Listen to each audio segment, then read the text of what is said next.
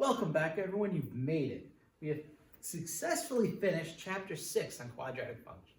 Today what we're going to do is review everything we've been going over the last month or so. We're going to go over what quadratic functions are, how to graph them from tables of values, the axes of intercepts, them in the form of a equals ax squared, or in ax squared plus bx plus c, the different axes of symmetries and vertices and how to find them, how to find a quadratic function from its actual graph, and then the intersections of the graphs and quadratic models to finish things off. All right, this was a very, very long, as you can see, all the way up to letter K lesson, but we did it. We're good, and now we're going to finish it up. All right. So start with question 1. For f of x equals x squared minus 3x minus 15, find f of 0, f of 1, and x such that f of x equals 3. All right, now in order to do this, it's very simple. All you're going to do is plug in. That's your x. You plug it in for x, okay? So you're pretty much solving for y when you have x. 0 squared minus 3 times 0 minus 15. 0 minus 0 minus 15 is indeed negative 15. Your aces, right? F of 1. 1 squared. You're going to plug them all into this equation. Minus 3 times 1 minus 15. 1 minus 3 minus 15. 1 minus 18 is a negative 17. All right? Now, C is just a little bit different. You're finding x such that f of x equals 3. So the 3 is actually technically your y, you could say.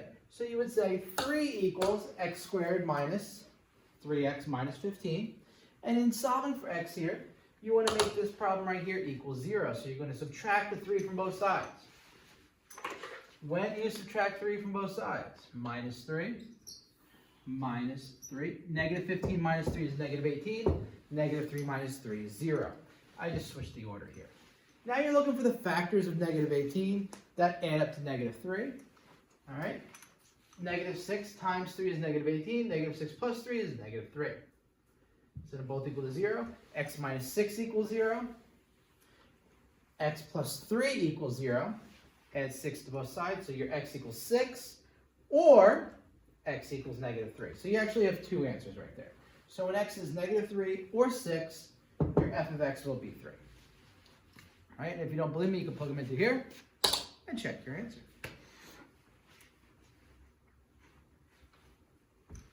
One down. Like 30 to go. All right, problem number 2. 4. F of x, negative x squared minus 4x plus 7 is what? Right? Well, this is about 44 slides. So we're going to construct the table of values for the functions. This was an easy one, the table of values. All right, so when constructing a table of values, what you're going to do is take all these numbers and you're going to plug them into the original equation. All right, so start with your negative 3. You're going to do negative 3 squared, which is negative 9 plus 12 plus 7, and you get 10 as an answer. Do the rest of them. Go.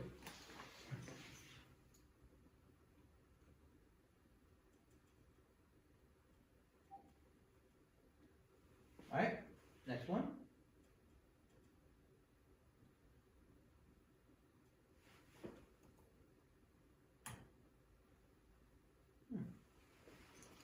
Negative 2. Negative 2 squared is 4.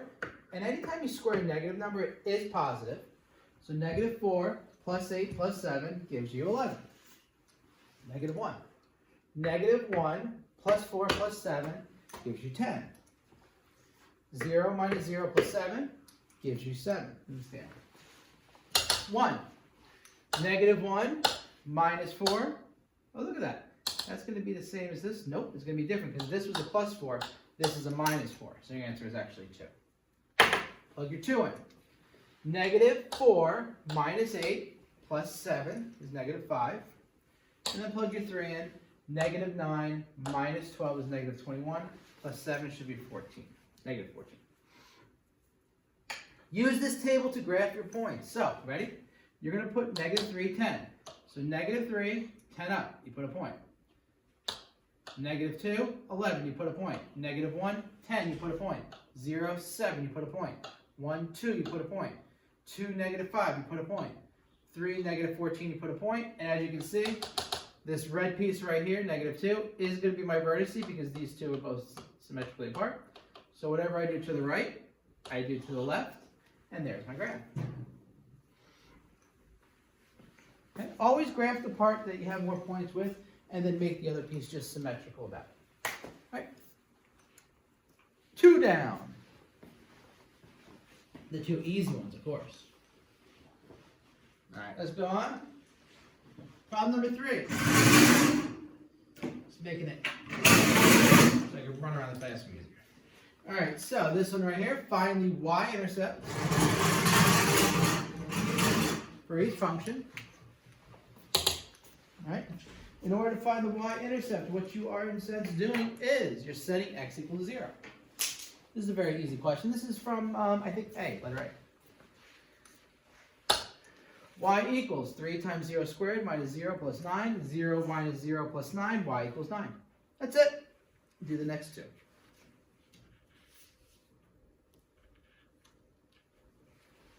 All right, next one.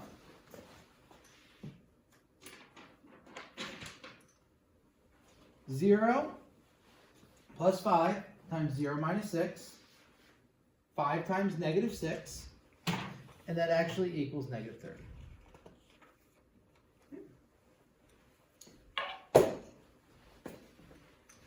Negative 0 minus 4 squared, negative 4 squared. Negative 4 squared is 16, so your answer is just y equals negative 16. And these are where your graph crosses the y-axis. Okay.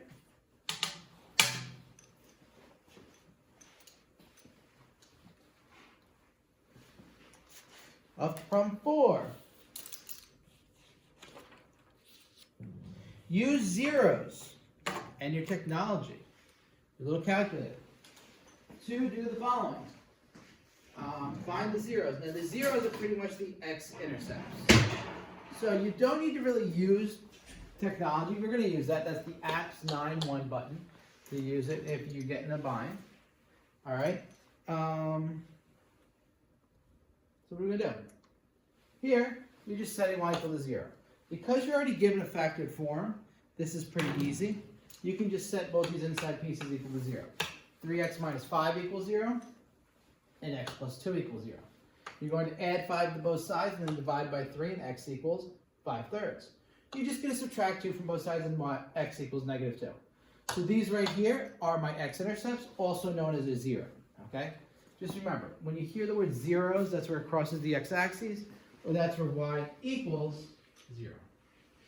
Okay. That one's an easy one, right?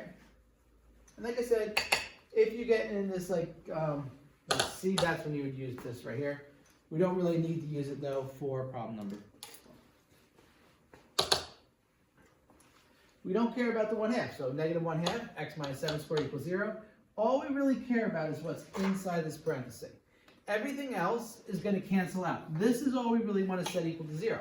Because watch what happens. If you multiply both sides by negative 2, the reciprocal of negative 1/2, you just end up with x minus 7 squared equals 0. If you take the square root of this and the square root of that, square root of 0 is 0. You just get x minus 7 equals 0. Hence, this is the only piece of the equation that matters. So when you set that equal to 0, what you are doing is adding 7 to both sides, and x equals 7. And that right there is my only 0. Okay. C. Any factors of negative 12 that add up to 4? There are actually a couple. Set this equal to 0. Factors of negative 12 are 1 and 12. They are 2 and 6 and 3 and 4. Well, 2 minus 6 equals 4. Or 6 minus 2 equals 4. Copy backwards. X plus 6. 6 times negative 2 is negative 12. 6 minus 2 is 4. X plus 6 equals 0. And x minus 2 equals 0. You're going to subtract 6 from both sides, getting negative 6. You're going to add 2 to both sides, getting x equals 2. Okay? And then you end up with negative 6 or 2, and those are your zeros. So you technically really didn't need to use the technology to solve those problems. You could have, but you didn't need to. I'm actually going to erase the technology aspect off of this. Because why use technologies if you don't need to? All right. Ready for the next question? Awesome. Number 5. We're flying through these. These are good. On the same set of axes, sketch y equals x squared. Now, y equals x squared and y equals 3x squared. So you can use your calculator or you can use your graphing app to help you out with this, but it's pretty easy just to do this. I put a bunch of points here. I started pretty much at -3, and watch this. -3 squared is 9, so I went -3, 9. All right, I went -2 squared is 4. -1, 1, 0, 0, 1, 1, 2, 4, 3, 9. I could have went 4, 16 if I went that far. So that's my y. Now when I do 3 to it, I'm just taking all these numbers. So watch this. -3, right, squared is 9. 9 times 3 is 27. I can't fit 27 on here. Okay, let me try to check. -2 squared is 4. 4 times 3 is 12. I could put that 12 there. All right? -1 squared is 1. 1 times 3, 3. 0, 0. 1, 3. 2, 12. Notice when you throw a coefficient in front of the x squared that is greater than 1, we get a skinnier graph. That's it. That's all there was to it. Now, since this is negative, our graph's probably going to, let's just do our x squared first. 0, 0, 1, 1, -2, 4, -3, 9, 1, 1, 2, 4, 3, 9. I know, -1, 1. There's our original 1. Easy to graph. Now, negative means this graph should open downward, right? Positive, it opens up. Negative, it opens down. 1/2 means it should be wider. So let's check. I always do 0, 0 first. If I did 1, -1/2 of 1 is just -1/2. So -1, 1/2, 1 -1/2. Okay, so we'll have 2 points there. All right, -1, -1/2, 1 -1/2. 2. 2 squared is 4. Half of 4 is 2, so -2. -2, -2, -2, -2. Notice these go by 1s, these go by 2s. What do we got? 3. 3 squared is 9. Half of 9 is 4. Half of 9 is 4.5. -3, -4.5. +3, -4.5. If I did 4, I could do 4. 4 would be 16. Half of 16 is 8. It'd be 4, -8. Right? And it'd be -4, -8. So our graph would look like this. All right, so you're pretty much just using a table to find all these answers. Number 5. This is actually going a lot crisper and cleaner and quicker than I thought. Problem 6. Find the axis of symmetry of each of the following functions. Now remember, in order to find the axis of symmetry, what you're going to do is you're going to add your 2 x-intercepts and divide by 2. All right? So in this case right here, I'm going to do 2 plus 6 divided by 2. I'm going to get 8 divided by 2. And I get 4. All right? So it's pretty much just x1 plus x2 divided by 2. That's how you find your axis of symmetry. All right? So what do you guys do? B and C. All right? For problem B, what you're doing here is, equation,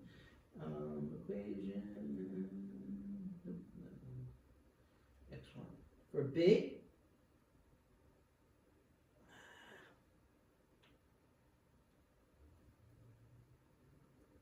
all right, sorry. For B, -3 plus 4, 1/2. Draw the symmetry just to see your answer. All right, and for C, there's only one axis of symmetry. So that means if there's only, one x-intercept. If there's only one x-intercept, that means that x-intercept is indeed the axis of symmetry. So your answer is x equals -2. Right? I don't know if it could get any easier than that. All right?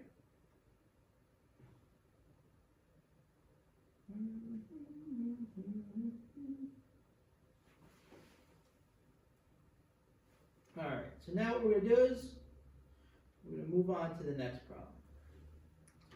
Problem number 7. Consider the function -2 times x minus 1 times x plus 3. All right? What direction does the parabola open? Number 1. And number 2 is explain your answer. So this is letter A. Letter A.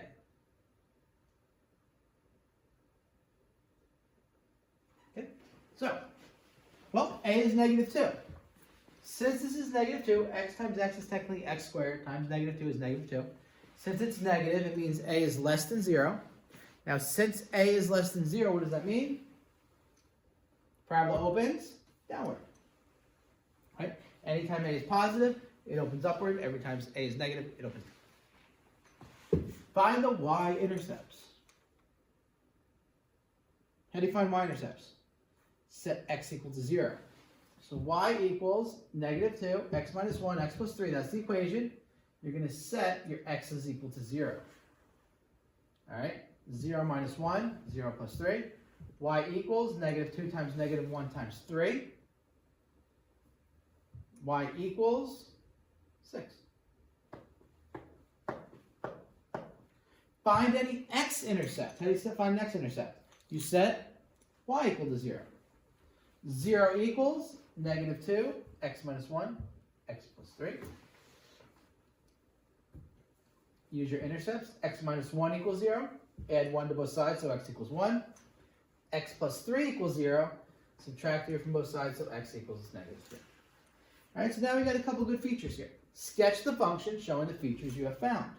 All right, so let's put y equals 6 on here. That's good. We're going to put x equals 1. And we're going to put x equals -3. So if this is 1, 1, 2, 3, about right there. All right. The parabola, well, we know that the axis of symmetry is between -3 and 1, right? Because we've done this. If we actually cheat, add them together, divide by 2, -2 divided by 2, and -1, we're going to have our axis of symmetry. So we know that the peak is going to be somewhere around there. And we can kind of like go like that, and be like, okay, I'm going to go whoop, right to the middle. If you want, you can find the vertice and actually plot what the vertice is by finding the axis of symmetry and plugging it back into the equation, but this is still the easier problem, and we don't get to that yet. Right?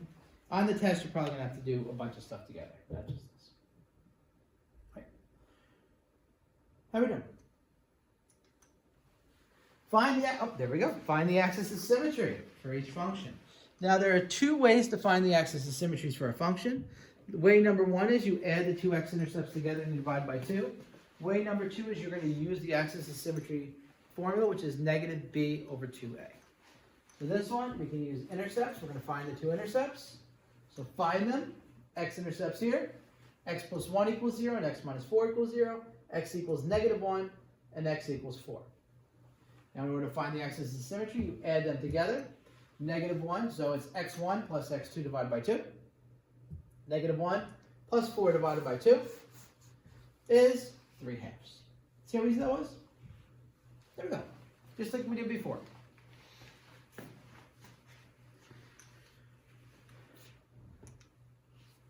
We can also use the formula. A squared plus b squared plus c, x equals -b over 2a. This gives us the x value for axis of symmetry. Now b is -7, a is 1, c doesn't matter. Because remember, that's just the vertical shift. So we're going to take that stuff, we're going to do -7 divided by 2 times 1, -7 divided by 2. 2 negatives is a positive 7/2, and that's what x equals. And you always put x equals because it is a vertical line. Right. C, you're going to do the same way you just did B.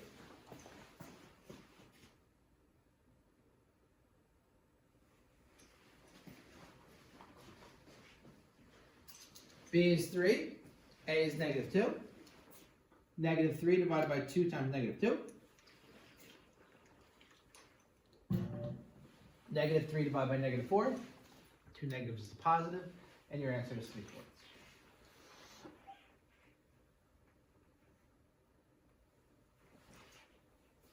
There you go. Axis of symmetries. All right, problem number 9. We're still there. Remember, each review one is 18 questions, and we're still in the easy questions, so we are going to crank it up. We're about a quarter of the way through. Not too bad. The next half is a little tougher, and then what we're going to do is we're going to go through another easy part like this, and then we'll go through another tougher part. All right? It's like a wave. Find the coordinates of the vertex. So in order to find a vertex, what you're going to do first is you have to find the axis of symmetry, and then you take whatever your x value is from that axis of symmetry, you plug it back into the original equation, that gives you its y value, all right, and then you take the x and y value, you put it in the ordered pair equation, and then you're set. So I'll show you 9, you can do 10 and 11. Oh, I'll show you A, you can do B and C.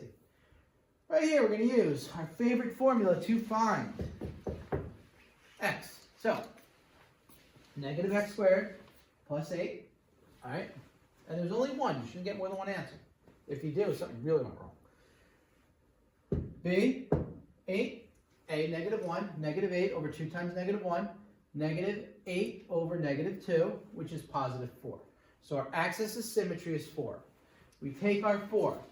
We're going to plug it back into this equation. So negative 4 squared, 8 times 4 plus 5, so f of 4, that's what we're finding, is negative 16 plus 32 plus 5. 16 plus 5 is 21. So, axis of symmetry is 4, and at 21 is the highest point, that's your maximum, because A is negative. Vertices at 4, 21. Right? That's it. Continue on. The only thing different with B is you find the axis of symmetry different.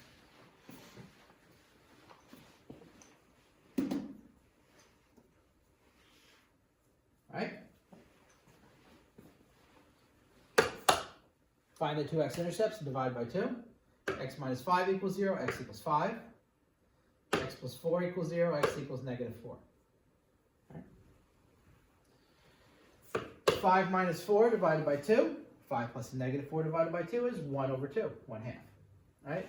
So x equals 1/2 is my vertex. Right? I am going to take, x equals 1/2 is my axis of symmetry. By 1/2 and plug it into this equation, f of 1/2 equals 1/2 minus 5 times 1/2 plus 4. All right. F of 1/2 equals negative 4.5 times 4.5, or negative 9/2 times 9/2. Same thing. Negative 4.5 times 4.5. 9 times 9 is 81. 2 times 2 is 4, so negative 81 over 4. This is the same as 20.25, or negative 20.25, or negative 20.25. There you go. That's your answer. And if you did use decimals, 0.5, negative 20.25, that's 100% okay. All right, C. B is 12, A is 3. Negative 12 over 2 times 3. Negative 12 over 6 is negative 2. X equals negative 2 is our axis of symmetry. So now you're going to find f of negative 2 for this equation. F of negative 2 equals 3 times negative 2 squared, which is 3 times 4, which is 12, minus 24 minus 4. Negative 12 minus 4 is negative 16. All right? So our point is negative 2, negative 16. Other things to note, look at this graph opens up, this graph opens up. Whole bunch of stuff you can figure out about these graphs now that aren't even asked of you.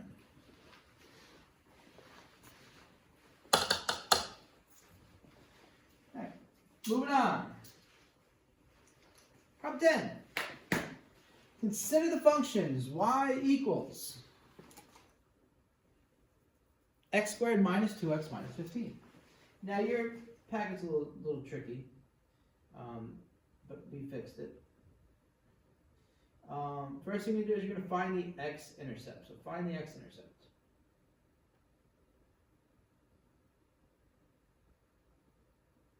X-intercept. All right, way to find the x-intercept, or sorry, y-intercept. You find the y-intercept when x equals 0. All right. Y equals, it's just a thing that doesn't have an x attached to it. 0 squared minus 2 times 0 minus 15. 0 minus 15 is negative 15. Right? Find the x. That says x-intercept, not y-intercept. All right, so the second thing you want to do for number 2 is you want to find the x-intercept. Okay?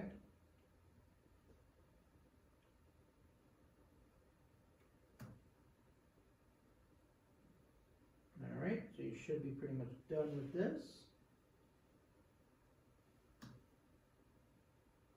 Right? Or intercepts, there could be more than one. Let's go see how many there are. When y equals 0, x squared minus 2x minus 15, you can use your calculator or you can factor this. X minus 5, x plus 3. 3 times negative 5 is negative 15. Negative 5 plus 3 is negative 2. X minus 5 equals 0, so x equals 5. X plus 3 equals 0, so x equals negative 3. So those are your two x-intercepts.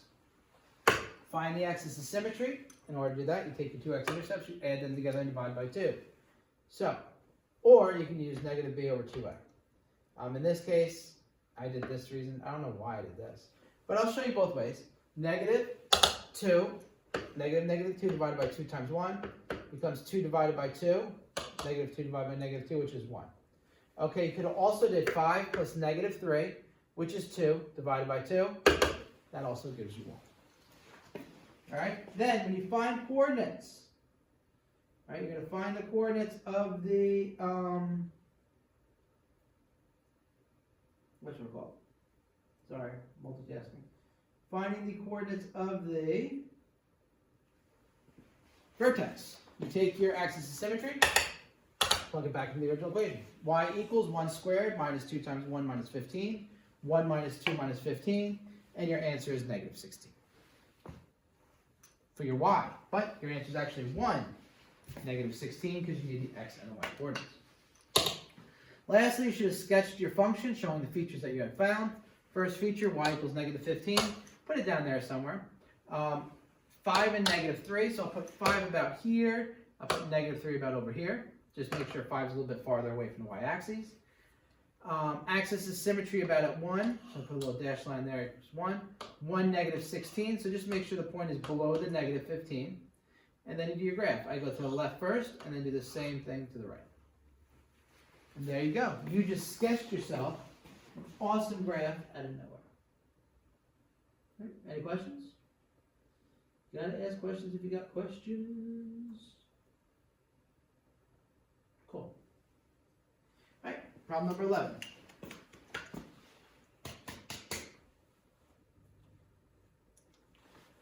Find the equation of the quadratic with the graph. All right, so now we have a graph right here. We want to find the actual equation. Now remember, it's y equals a times something. Now, because this hits the graph here once, we need both x-intercepts. We only have one x-intercept. Now, we know that the vertex is 2, negative 20. So if this is 2, negative 20, that means we could find the axis of symmetry, which will give us the other vertices. So when you do this, 2 minus 5. Now, the reason I'm doing this is, if this is 2, that means this right here is x equals 2 is my vertex. So this right here means this is 3 units away. So what I'm going to do is I'm going to do 2 minus 3, okay, to move 3 units this way. And then when I move 3 units that way, guess what I get? Negative 1. It gives me my other x-intercept. Now that I have both x-intercepts, I can say my x-intercepts are negative 1 and 5. So I can create my equation. Remember, y equals a times x minus the one x-intercept minus the second x-intercept. That's the formula. So it's y equals a, x minus negative 1, so that's x plus 1, and then x minus 5. That's most of our problem. So now what you have to do next is you have to figure out what the a is. In order to figure out the a, pretty simple. What you're going to do is you're going to take your point right here, which is our vertice, 2, negative 20, and then you're going to plug it in. So this means that when x is 2, y is negative 20.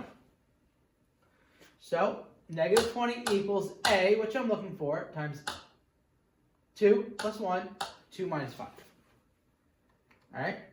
2 plus 1 is 3. 2 minus 5 is negative 3. 3 times negative 3 is negative 9. Negative 20 divided by negative 9 is just 20 over 9. Y equals 20 over 9, x plus 1, x minus 1. That's it.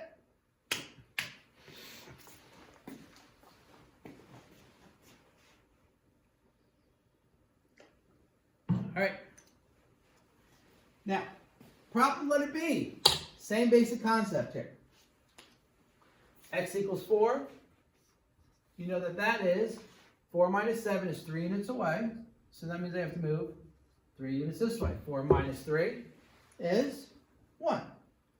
All right, that's all you're doing. That's how you find the second intercept. That's the hardest part of this problem. So our intercepts are 7 and 1, or 1 and 7. Remember, y equals a times x minus 7 minus 1. Okay, it's the opposite sign. In order to find a, we have this point right here.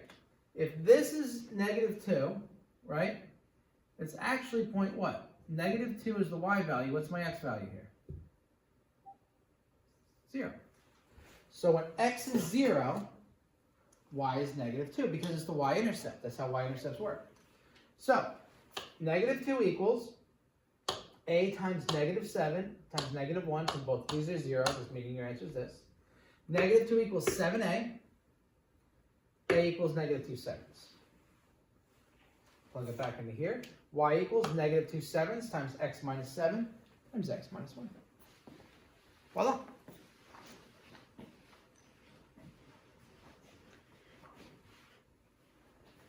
Letter C. There's only one x-intercept. So, x-intercept's negative 3. This is actually an easy one. Y equals a x plus 3 squared. Okay. This is the y-intercept. So when x is 0, y is 2. So 2 equals a times 0 plus 3 squared. 2 equals a times 3 squared. 2 equals 9a, and a equals 2 ninths. So y equals 2 over 9, x plus 3 squared. Right? Pretty simple. Back away. Let you guys see all this fun stuff. And that is the 12th slide. We're going through this pretty good.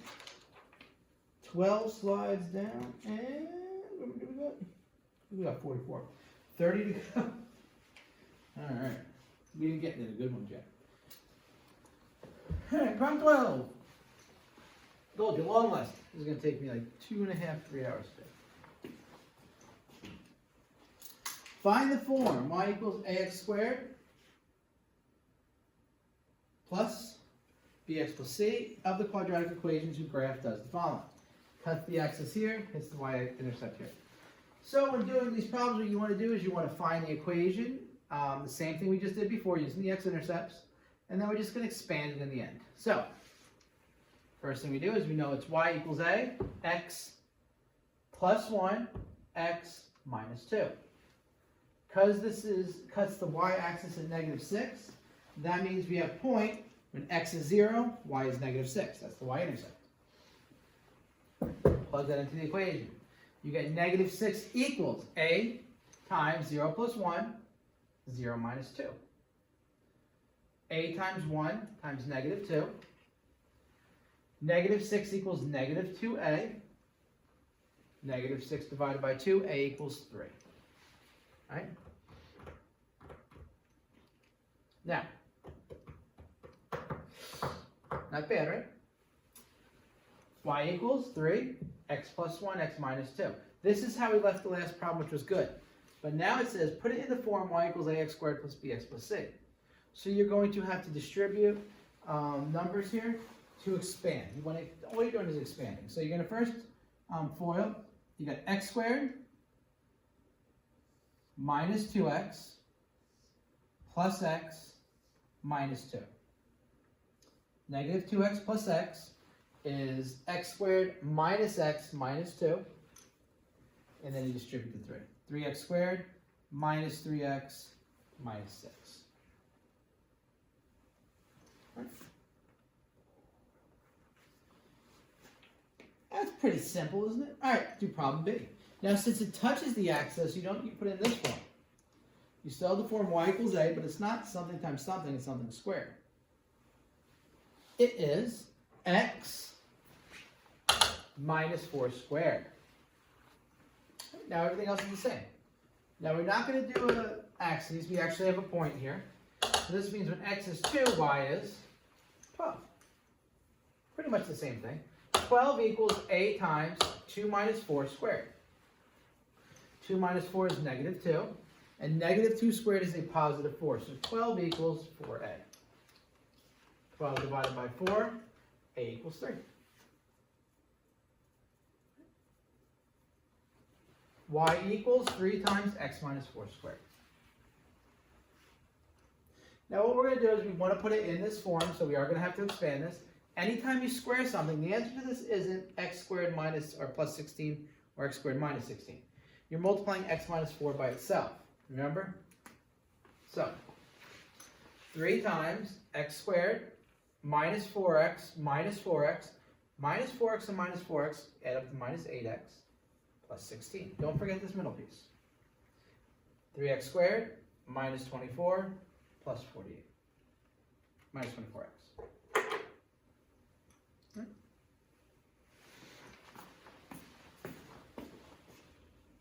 Problem number 12. Right? Awesome. You guys are doing great.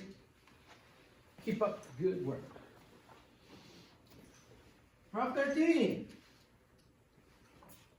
Consider the quadratic function f of x equals ax squared plus bx plus c as shown. So now you got the picture. State the value of c. So the first thing I want you guys to do is look at this problem. What does c equal? Use the other information. You're going to come up with 2 equations here. Take those 2 equations, type them through your calculator to use technology to come up with your a, b, and the actual equation. Right? So you're coming up with a quadratic equation from 2 points and a c. So what is c? C is our y-intercept. When x equals 0, c is 8. Right? C is just the y-intercept. That's 8. Now, because this is 8, this kind of changes this problem over, right? ax squared plus bx plus 8. Right? So now we can use that information to help solve our problem.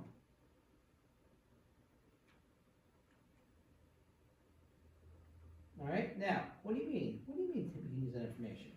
Well, when x is 1, negative 1, y is 3, right? So we can take this and plug it into that equation.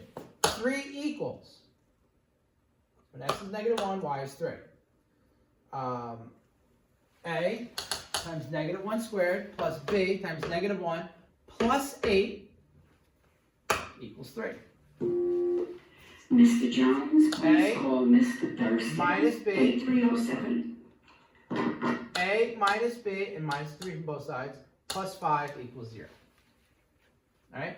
Now, we want the number over here, so we're actually going to subtract 8 from both sides. Sorry, that announcement just messed me up. So we actually subtract the c from both sides. And you get a minus b equals negative 5. When x is 3, y is negative 1. All right? So you're going to do a times 3 squared plus b times 3 plus 8 equals negative 1. 9, 3, and then you're going to subtract your 8 from both sides. Negative 1 minus 8 is negative 9. So you get 9a plus 3b equals negative 9. Now here's the deal. Is there any number that goes into 9, 3, and negative 9? 3. Make your life easier. So you could divide all these by 3. 3a plus b equals negative 3. Will it change your answer? Not really. But it's easier stuff to plug in. All right, ready for the last one? We're going to use our technology. All right? You're going to use your systems of equations right there. And what you're going to end up with typing in is 1x minus 1y equals negative 5. 3x plus 1y equals negative 3. You get your a to be negative 2, your b to be 3, and we already know our c to be 8. And you're going, maybe, what is he talking about? This is what he's talking about. Sorry, I can't hit the pause button. All right, so I got my calculator here. All right, let me go around. We gotta reach over here. You're going to hit the apps button, our favorite button right here, right by the green. All right, you're gonna go down to number 9. Oh, not 10, 9. BLSMLT2, the last one. You're gonna go to number 2, simultaneous equation solver. We have equations, only 2 equations, and we only have 2 unknowns because we already know what C is. Oh, it's so hard to do. You hit next. Our equations are, what is it? 1 minus 1. Now, negative 5, you're going to hit the negative button right down here. Negative 5. Not the minus button because you're doing a negative. All right. And then you got 3 plus 1 and negative 3. All right, so you get something that looks like that. Hit solve. Negative 2 is A and 3 is B. Woo, that was a shoulder workout right there. Now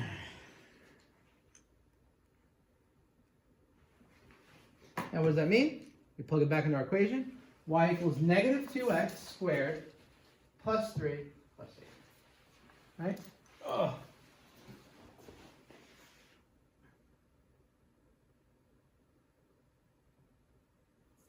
Number 15.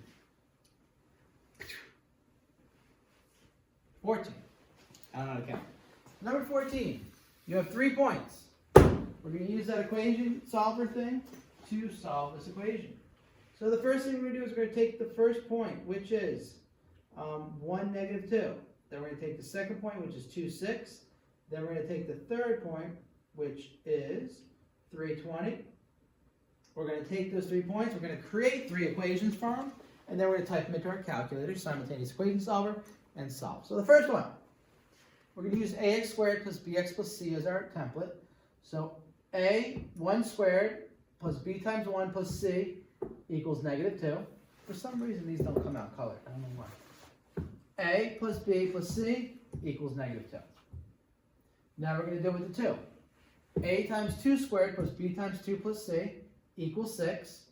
4a plus 2b plus c equals 6. A3 squared plus b3 plus c equals 20. 9a plus 3b plus c equals 20. Take these 3 equations. You're going to plug them into your calculator. So your calculator looks like this. All right?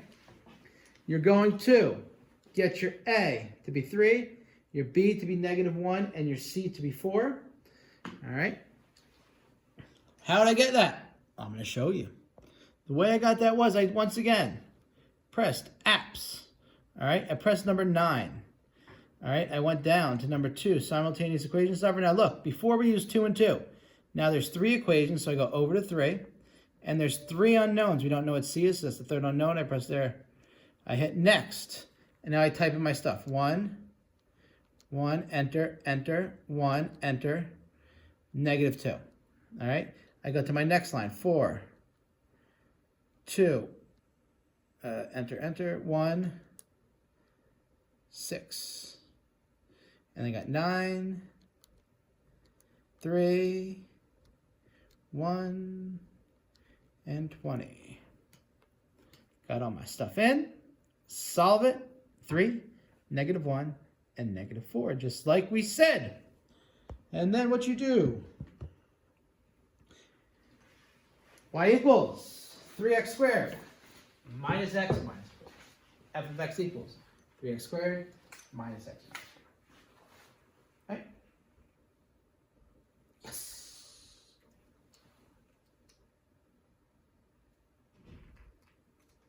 $15. Now, what we got going on here? Find the coordinates of the points of the intersection. Oh, I don't like intersection. Intersection is one of the tougher ones. This is straight calculator work. So, how do we do intersection? First thing you're going to do, you're going to press y equals. In equations, press window, set x and y min-max. Press second and calc trace. Select 5 intersect. Click on each side of the graph, hit enter. Click on each graph, hit enter, and then click close to the intersection. So I use the window negative 5, 5, and negative 30, 25, me personally. And when I did it, I got negative 3, 18, and I got 4, 4. So you may say, wait a second, it's too fast. Well, I'm going to show you how to do this right now. All right? But that's our end goal. So if you got that, you're good. So the first thing I do is I got my calculator. Let me get over here. I don't like being on this side either because I can't see my calculator. All right, so I press y equals. I already got a, nope, that's not the right one. I got a formula in there, so I'm just going to change out. I hit the X button. The X button's right next to the green button. X. You know what? I'm going to clear this. Clear. Get that out of there. So I hit the X button. All right, I'm going to hit squared. The squared button is right by the 7. Squared, X squared. All right, then I got minus 3x. Make sure you use a minus, not a negative sign. Plus 9. All right, and then I hit enter. Y2 is 3x squared minus 5x minus 24. Enter. All right, now what you do next is, I hit graph right away. I go, let me look at my graph. Wait, I have nothing on this graph. This is a terrible graph. And I'm going to change my window. I usually go, oh, there you go, I got something. All right, so my window stinks. So I go to window. I usually start pretty big with like a negative 10 and a 10 for my X and Y. And then for my Y's, I'll do like, I don't know, like negative 40 and like a 40, just to like try to get an idea. So I'm just like, all right, I'm going to fool around with this window, figure out what I want, hit graph again. And I look, I'm like, all right, that's pretty good. Not terrible. Do I see where it intersects? I don't get great intersections. I got pretty good ones though. So all I'm going to do is I'm going to shrink the X's. I'm going to take the X's and I'm going to shrink them a little bit. So I go back to my window, and the window I ended up playing with was negative 5, and this is just me. This doesn't have to be your window. 5, and I want negative 30 and 25. All right, so I fit, and I don't really care about the scales or anything like that. So I hit graph, and then when I did that, I go, okay. All right, that's a pretty good window. I got a nice loop there, and I want to see where it intersects. All right, now, whoa, that's not good. That means I didn't go up high enough. My Y should have been higher. So my window for my Y max, I'm going to make 45. Let's see if that helps me out. All right, so you want to see the two hits. There we go. So I went 40, so it should be negative 30, 45. That's a little nicer. All right, now anyway, what you're going to do to find your intercept is you're going to hit the second button, which is this light blue button. You're going to hit the calc button right here, or trace. All right, you're going to go down to number 5. All right, you're going to hit enter. Now you have to click on each graph. So I'm going to go over here, and I'm going to click on the blue graph, and then I click on the red graph, and then I'm going to go all the way. I want to do this intersection first, so I go right by it. I hit by it, and as you can see on the bottom, what's that? Negative 3.592. Wait a second, are my graphs wrong? X squared minus 3x plus 9. 3x squared minus 5x minus 24. Huh. That's weird. There's something messed up about this. 3x squared minus 5x minus 24. X squared minus 3x. Let me just see something wrong. Minus 3x plus 9. Yeah, that should be right.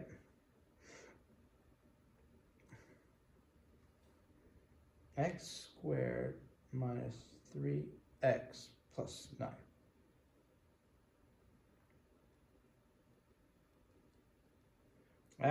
X squared minus 3x plus 9. All right, sorry about that. Anyway, my graph looks like this. All right, and I do my points, and then when you go to the other intersection point, you're going to hit second, calc again, intersection, which is number 5. Okay, hit both graphs, enter, enter. And then when I want to get to the right one, I go all the way to the right. Try to get as close as possible to it, and I hit enter. And it brings me there, and it says negative 4.49 16.3. Hold on one second. This is bad. This is a bad little run in here. Could my answer be wrong? It looks like I did something really wrong right here. And what I probably did is I probably wrote down the wrong equations on top, which is messing me up 100%. And I probably just switched the sign up. I know I did. So 15, and I did. This should be x squared minus 3x. There should be no 9. Aha! So that's why my answer is wrong. All right, so back again, if I put this in my calculator, what I did before was right. All right, I'm going to change my window to the window I had because I knew it was right.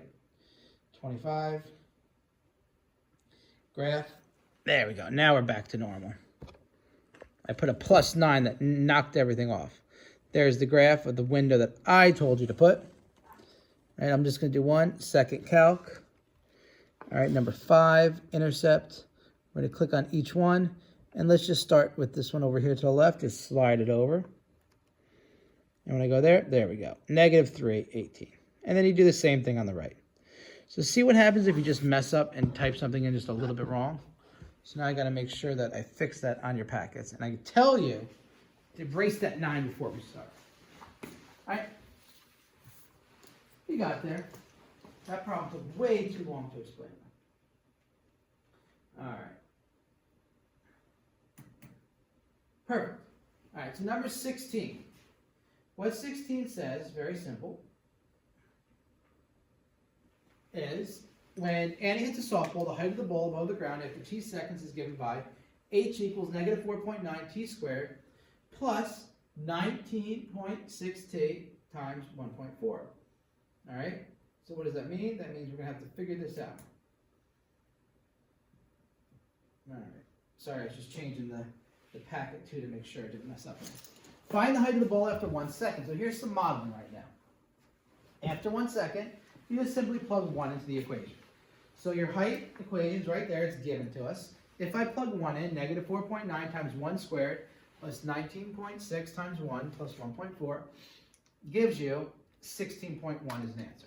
So that means it's 16.1 meters in the air. After 1 second, the ball is 16.1 meters above the ground.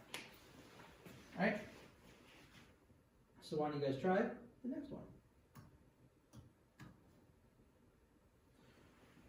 Maximum height. Now to find the maximum height, this one's a little trickier. What we're going to have to do is we're going to have to use the vertice.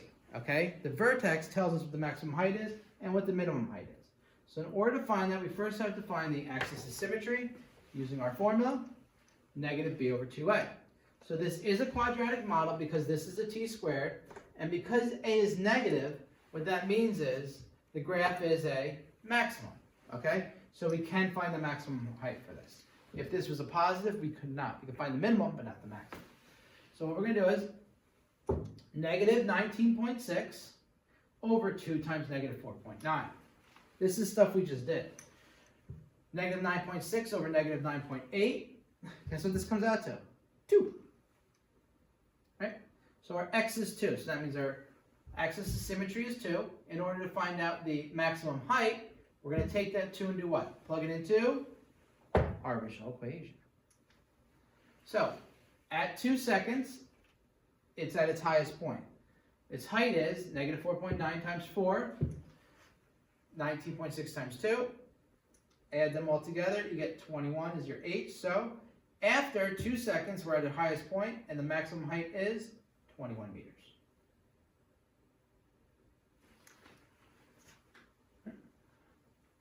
That one actually wasn't too bad. I like when we get easy problems after tough problems, especially if they're a mess of a problem. All right. Oh, these, I don't like these, do you? No one likes these. Some people like these. All right, so 17.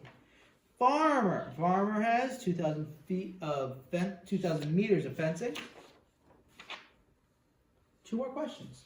Each one happens to be 2 slides, but only 2 more questions. Farmer has 2,000 meters of fencing to enclose 2 identical adjacent fields. Find an expression for the total area in the fields in terms of x. So we did this a bunch of times before when we were talking about the pens and stuff like that. So first thing you want to say is, okay, so how many x's do I have? Count them. We know the perimeter is 2,000, and it's not really the perimeter, it's like perimeter and the inside. So the perimeter of all the fencing, if I add all the fencing together. So I go, okay, so what is my formula is going to equal? Perimeter equals all these things added together is going to equal 2,000. So I have my x's, and I have 1, 2, 3 x's, right? So I know 3 vertical pieces. And if I call this x, what do you want to call this piece? Call it y. All right? Now that I got y here, how many y's do I have? 1, 2, 3, 4. I have 4 horizontal pieces. So you're going to create an equation from that. And the equation you're going to create is 3x's plus 4y's equals 2,000. Does that help us out? Well, yeah, it gives us a good equation. But we don't want that. We want to know what? The total area in just terms of x. Since it's in terms of x, it means we don't want any y's involved. All right, so what we have to do next is what? Solve for y in terms of x. So what we're going to do next is subtract 3x from both sides. Divide both sides by 4. You get 2,000 minus 3 over 4. And that's what y equals. Right? Once you find out that that's what y equals, now we can find our area, right? How do we find our area? What is area? Area is what? Length times width, right? We want the area of each one of these pens. Each one of these identical fields. So our length is x and our width is y. So it's x times y. Nope, not x times y. We want the area of the whole field. What? Let me see. Find the expression of the total area of the field. So you want the area of the total area. So you want the area of both these fields together. So since one of these is y, 2 of these would be 2y. So it's x times 2y gives you the area of the entire field, the entire everything. All right? So now what are we going to do?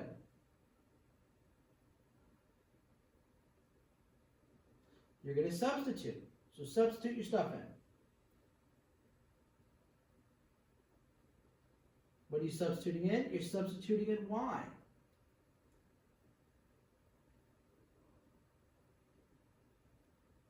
All right? So, your answer becomes, I went out of order, x times 2 times this stuff. So x times 2 times 2,000 minus 3x over 4.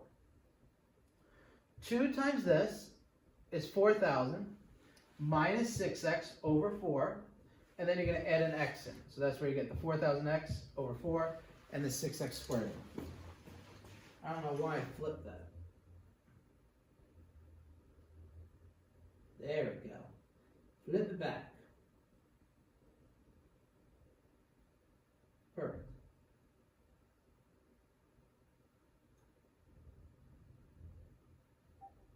All right.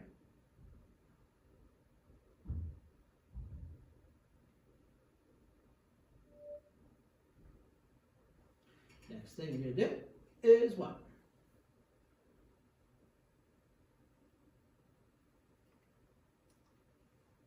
Finish it up. 4,000 divided by 4 is 1,000x. 6 over 4, negative 6 over 4x squared is negative 3 half x squared. So that would be your final answer. All right?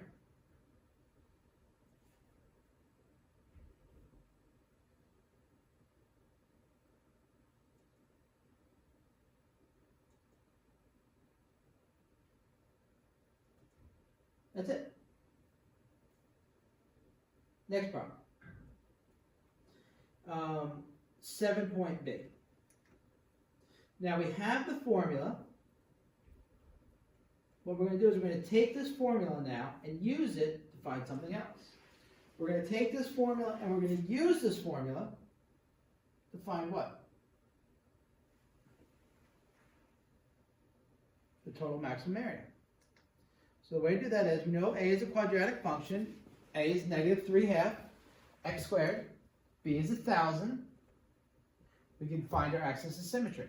Negative, A is less than 0. Therefore, you have the upside down parabola is opening downward. That means it's a maximum. Negative B over 2A. So negative 1,000 over 2 times 3/2. 2 times 1.5, or 2 times 1.5 is 3. So this becomes negative 1,000 over negative 3, which is a positive 33 1/3. 3,300 1/3, sorry. Or positive, or you can just leave it like this, positive 1,000 over 3. Either one of these is okay. Alright, so that's what x is. Now once we find x, can we find y? Of course we can. We take the x and what do we do with it? Plug it in here, and that will give us our y. And that'll give us our area. Alright? We don't need to find the y.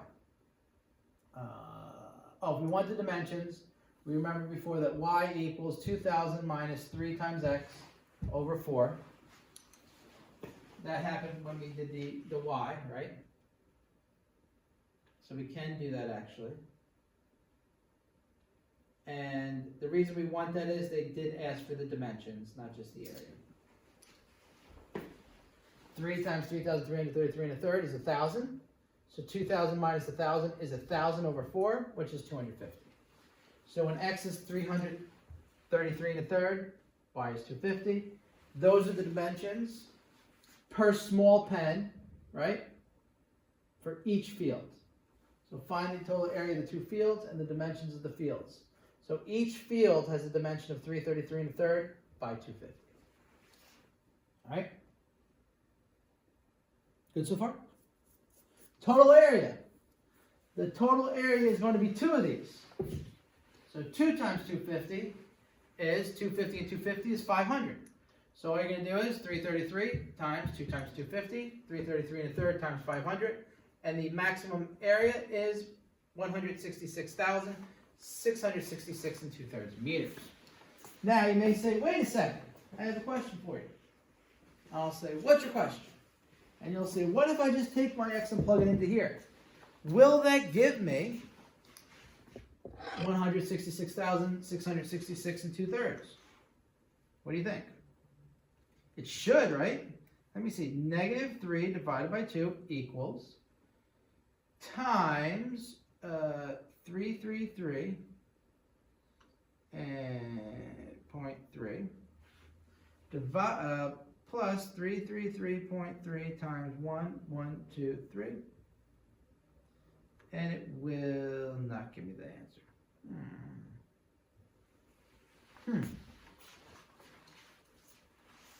Should. All right.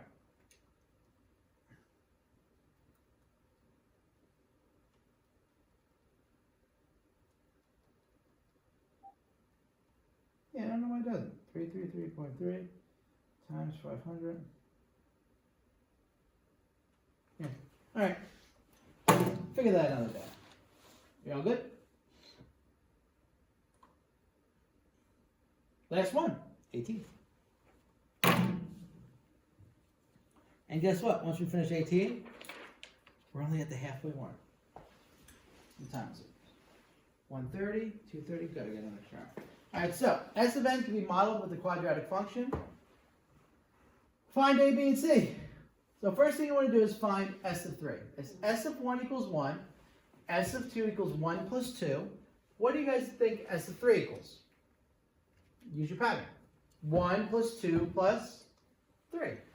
1 plus 2 plus 3 equals 6. So now you have your 3 pieces. S of 1 means when x is 1, y is 1. A times 1 squared plus b times 1 plus c equals 1. A plus b plus c equals 1. Okay. S of 2 equals 3. 3 equals a2 squared plus b2 plus c. 4a plus 2b plus c equals 3. And the one you created, S of 3 equals 6. 6 equals a3 squared plus b3 plus c. 6 equals 9a plus 3b plus c. You're going to take these three things.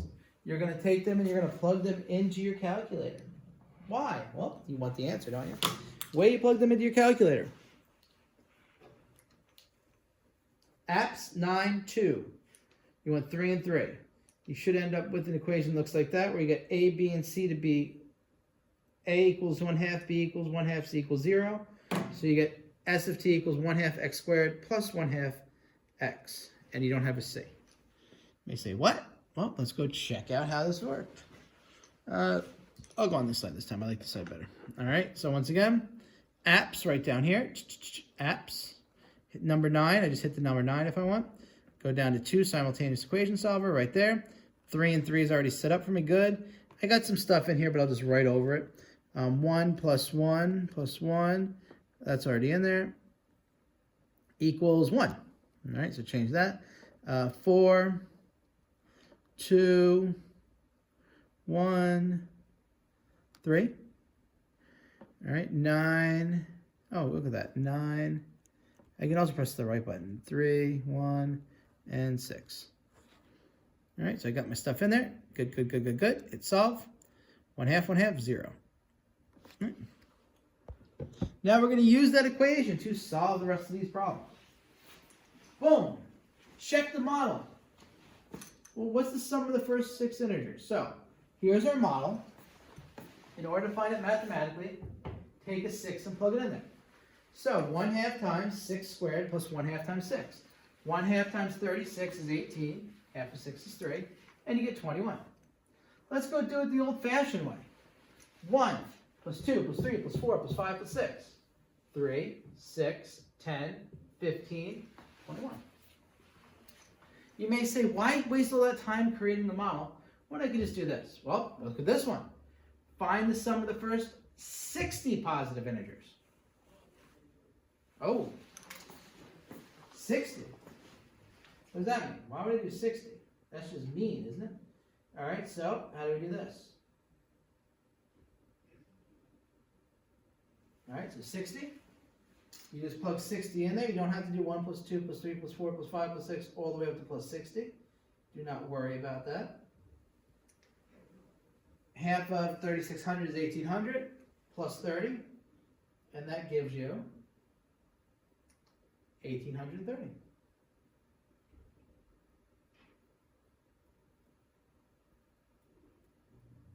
Right?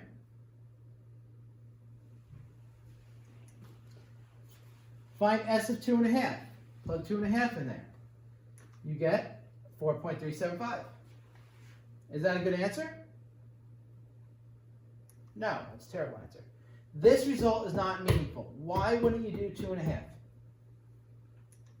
The reason for it is you cannot find the sum of 2.5 positive integers. A positive integer does not have a decimal, doesn't have a half. Positive integer would be 1, 2, 3, 4, 5, 6. What values of n is inappropriate?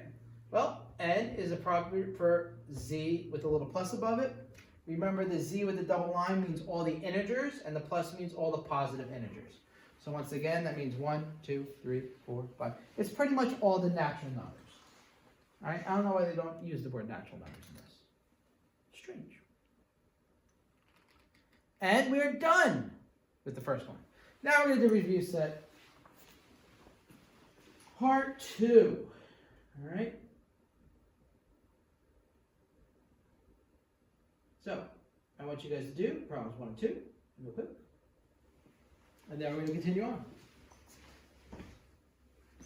All right, problem number 1. Is it satisfied by the ordered pair 1, 5? Well, you put in x, y. 5 equals negative 2 times 1 squared plus 13 times 1 minus 4. 5 equals negative 2 plus 13 minus 4. Does 5 equal 7? It does not equal 7, right? Since it does not satisfy that equation. What that simply means is the point that I picked would not be on the quadratic mentioned. Right? Any questions with that? Good. We're at hour 10. Ooh, brutal. That means another hour 10. All right. Find the value of x for which g of x equals x squared minus 5x minus 9, and it has a value of 5. All right, so what that means is you're going to set the equation equal to 5. So when g of x equals 5, what values of x do we have? So 5 equals x squared minus 5x minus 9. What do we do to both sides here? Subtract 5. X squared minus 5x minus 14 equals 0. Are there any factors of negative 14 that add up to 5? There are. X minus 7 and x plus 2. X minus 7 equals 0, and x plus 2 equals 0. So x equals 7, you add 7 to both sides. X plus 2 equals 0, you subtract 2 from both sides, and x equals negative 2. So there's actually two values of x that have that value, and that value is negative 2 and 7. Right?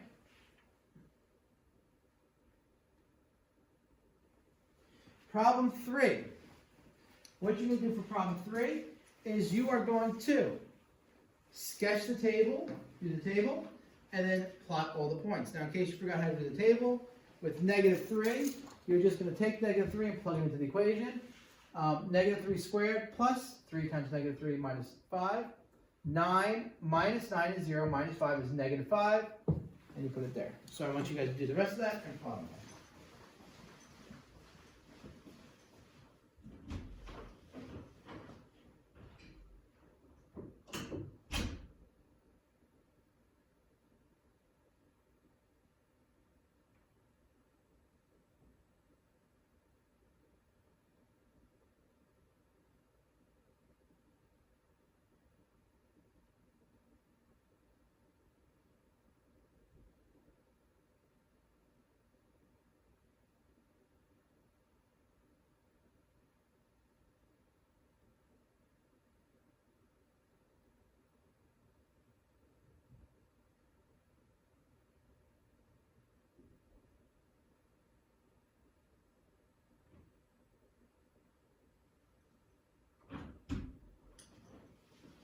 All right, you should be done.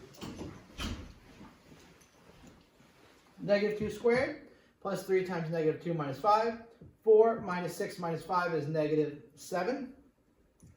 Negative 1 squared plus 3 times negative 1 minus 5. 1 minus 3 minus 5 is negative 7 again. Ooh, 2 negative 7s. 0 plus 0 minus 5 is negative 5. Look at this. That's pretty cool. Can you figure out what the axis of symmetry is? Kind of. 1 plus 3 minus 5 is negative 1. 4 plus 6 minus 5 is 5. And 9 plus 9 is 18 minus 5 is 13. Lots of points. Negative 3, negative 5. Notice these go by 4s, these go by 1s. Negative 4, negative 3, negative 5. Negative 2, negative 7. Negative 1, negative 7. 0, negative 5. So it's going to look like this kind of. Right? 1, negative 1. 2, 5.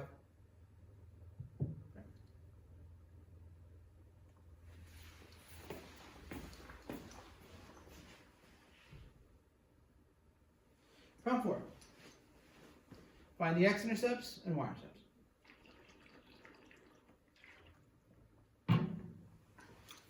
Find the x-intercept, you set to find the y-intercept, you set x equals 0.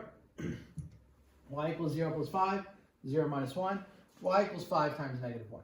Y equals negative 5. To find the x-intercept, you set y equal to 0. 0 equals x plus 5x minus 1. So you set each one of these pieces individually equal to 0. X plus 5 equals 0 and x minus 1 equals 0. Subtract 5 from both sides, here you get x equals negative 5. Add 1 to both sides, here you get x equals 1. -5, and 1 are your x-intercepts.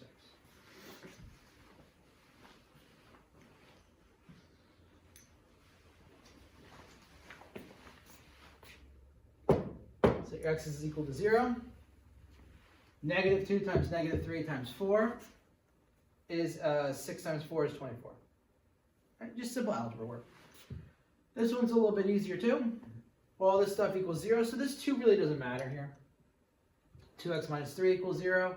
X plus 4 equals 0. Add 3 to both sides. Divide by 2, you get x equals 3/2. Subtract 4 from both sides, you get x equals -4. So your x-intercepts here are 3/2 and -4. 1.5, 1.5, and -4. I'm seeing.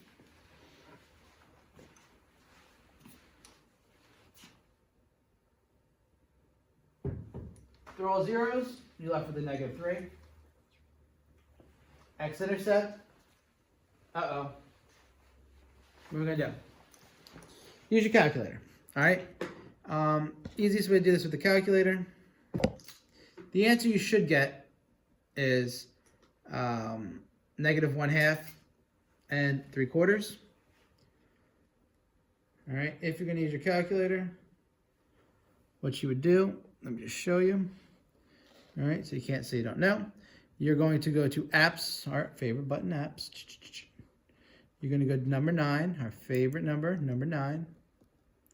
All right, you're going to go to polynomial root finder, which is number 1, not number 2 this time, but number 1. It's only 2, so you hit next. And we got 8x squared minus 2x minus 3. Type that in. Hit solve, and you get -0.5, 0.75 if you want it as a fraction to decimal.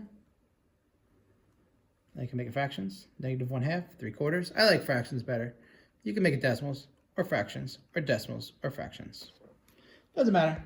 Whatever, as they say, floats your boat. Okay. Let's go to 5. Match the graph. 2. The function. All right, match the graph to its function. All right, so you should be done. Now, pick up a marker real quick. Actually, I think I'm doing pretty good with this. X squared. So positive coefficient opens up, negative coefficients open down. So you may say, well, I don't know which one x squared is. I know it opens up because it's positive, right? You also know that the larger coefficient is thinner, the smaller coefficient is wider. So although either one of these can technically be x squared, well, let's see. I got a positive, a negative, a negative. One is x squared, one is 3x squared. Which one is thinner? Larger coefficient, thinner, okay? This one's thinner, so x squared has to be big, okay? C, 3x squared has to be A. I went out of order, that's why I had that. All right, B. B and C both open down. Smaller, -1/2 is smaller than -2. Smaller is wider, so the wider of the two is C. All right, meaning this has to be A, and this has to be D. Okay, nice and easy. It's process of elimination, that's all it is, which is very important when you do take the IB test. Consider the function y equals 3x minus 2 squared. In what direction is the parabola open? What do you think? Well, A is 3. So obviously 3 is greater than 0, which is positive. Anytime A is positive, it opens up. Right? Anytime A is negative, it opens down. Find the y-intercept. To find the y-intercept, you set x equal to 0. So 3 times 0 minus 2 squared. 3 times -2 squared. -2 squared is 4. 3 times 4, y equals 12. Here's your y-intercept. Find any x-intercept or ceps. Set y equal to 0. All you care about is the x minus 2. X minus 2 equals 0 tells us where the x-intercept 1 is. Add 2 to both sides, and x equals 2 is your only x-intercept. Why is there only one x-intercept? Because the parabola touches the x-axis. It doesn't go through. Sketch your function. Y equals 12. X equals 2. Opens upward. So what does it do at 2? It comes down, and then it goes up the same distance. I can actually find this point over here if I want, because I know this is 12 up. I go 2 over 12 up. So I can also go 4, 12 would be my other point. You can find a bunch of stuff out just by using the symmetrical rules. Right? Now, number 7 is going to pivot. We're going to pivot into finding the axis of symmetry for a bunch of functions. All right?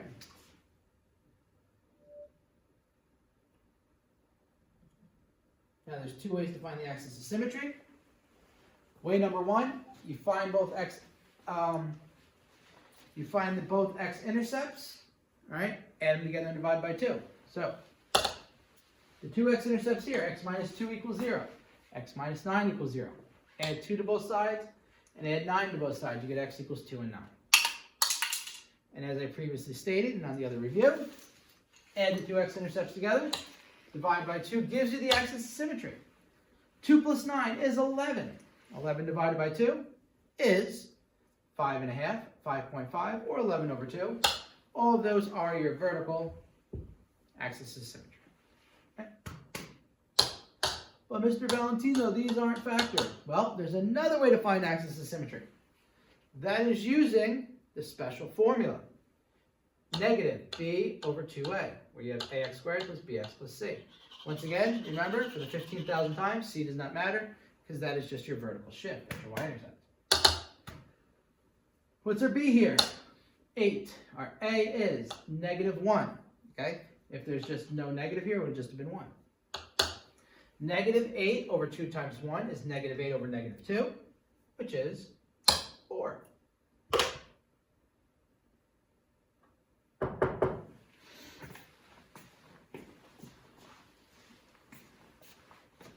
BA.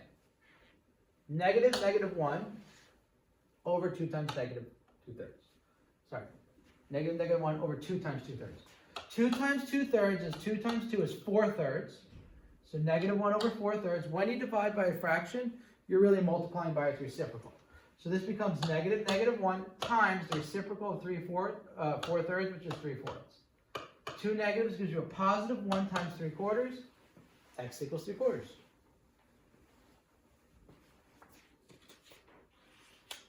Look at this. We're on slide 29 of 44.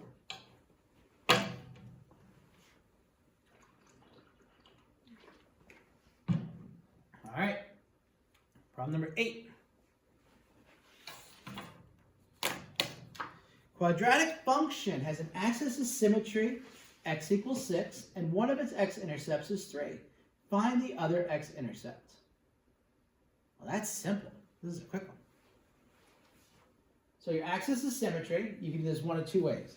The first way is by using the formula. We know that the axis of symmetry equals x1, our first x-intercept, plus x2 divided by 2. What's our axis of symmetry? 6. So we can say 6 equals negative 3 plus x divided by 2. This is the mathematical way. Multiply both sides by 2. 12 equals negative 3 plus x. Add 3 to both sides, and x equals 15. And there we go. The other x-intercept is 15. That's pretty easy, right? Other way to do it. We have our graph, okay? Our axis of symmetry is at 6, right? One of the x-intercepts is at negative 3, right? 6 minus 3 is 9. So that means we have a 9 distance from here to here. This is the way I like to do it.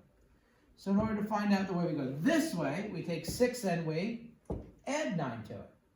And 6 plus 9 is 15. And that would give us our second axis of symmetry. I prefer to do it this way this is the way some people like to do it. It's more mathematical. Once again, 100% up to you because you are your own person and whatever works best for you is what works best for you. That made no sense, did it? A shirt matches. All right. Find the coordinates of the vertex of y equals negative 3x squared plus 8x plus 7. All right.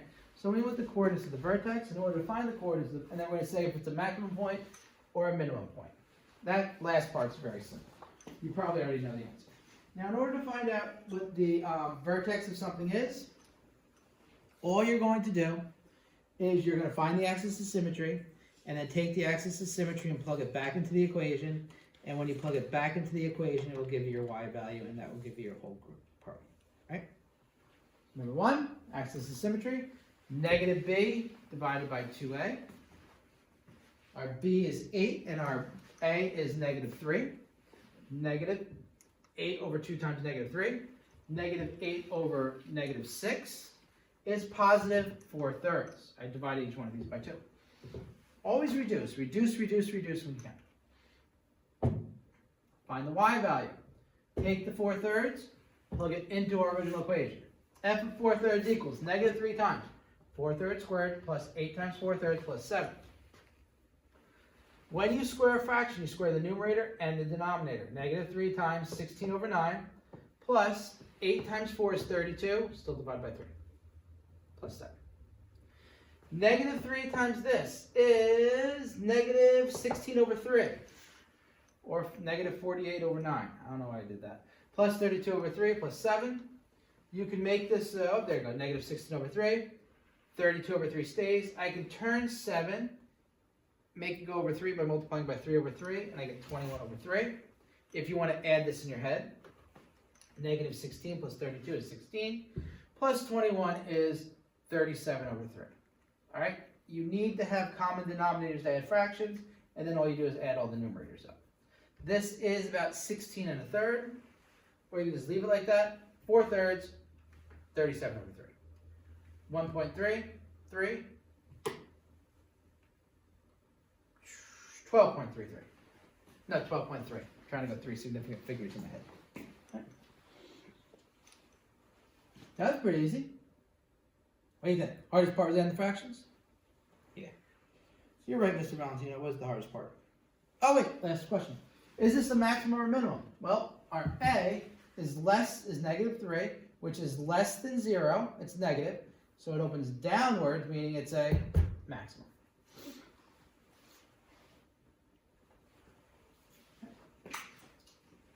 Let's use that information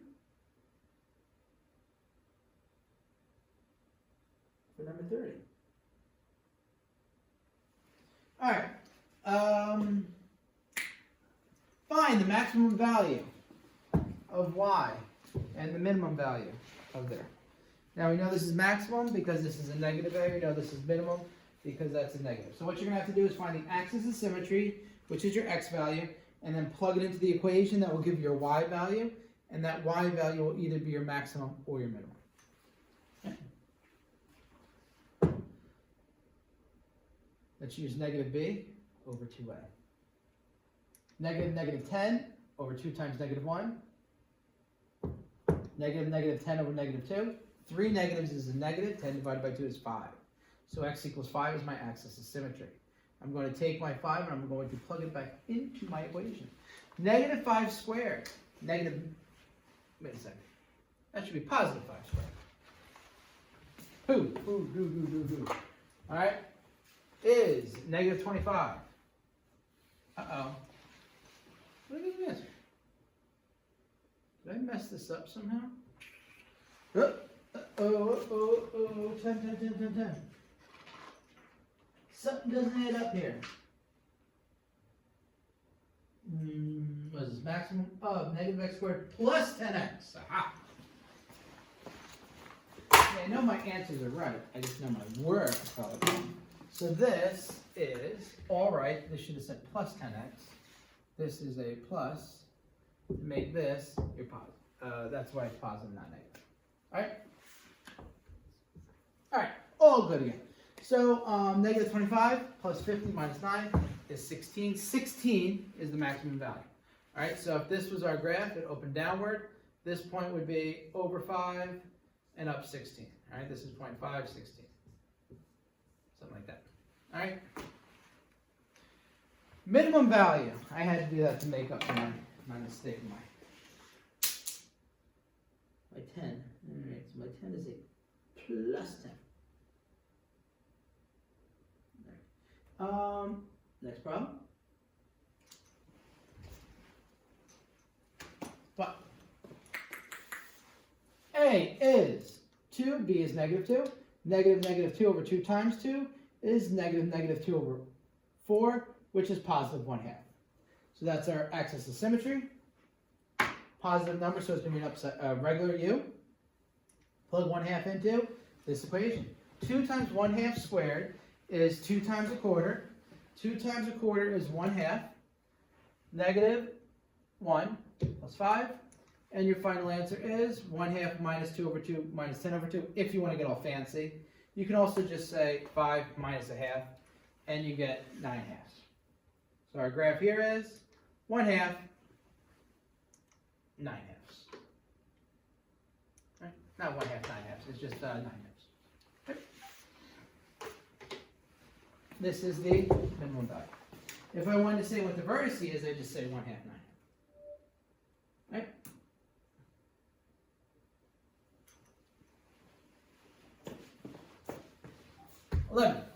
Sorry, we're about 2 hours in.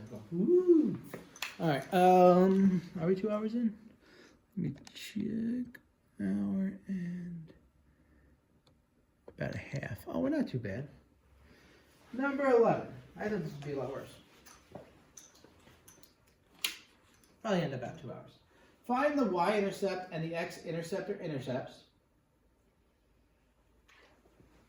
for number 11.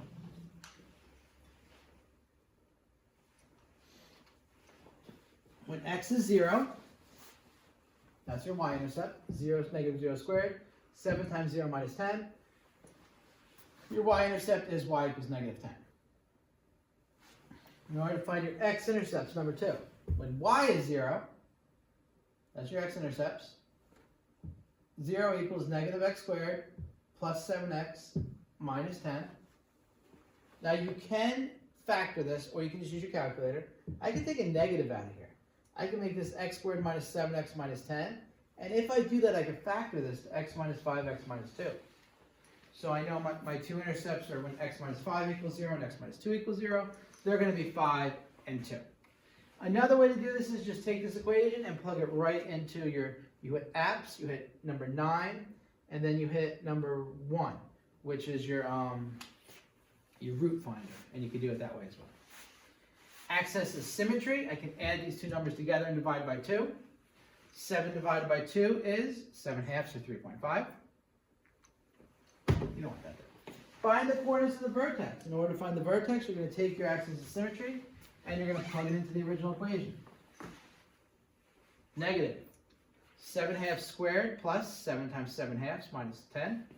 Negative 49 over 4 plus 49 over 2 minus 10. All right? So that becomes negative 49 over 4 plus 98 over 2 minus 40 over 4. And you get positive 9/4. So our vertex is 7/2, 9/4. Sketch. Right? You want to sketch? Yeah, of course you want to sketch, right? Sketch. Our way to sketch is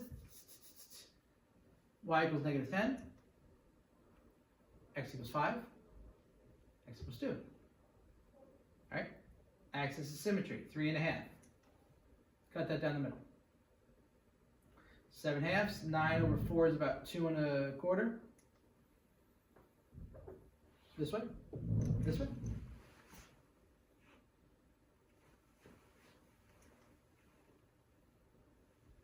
Domain.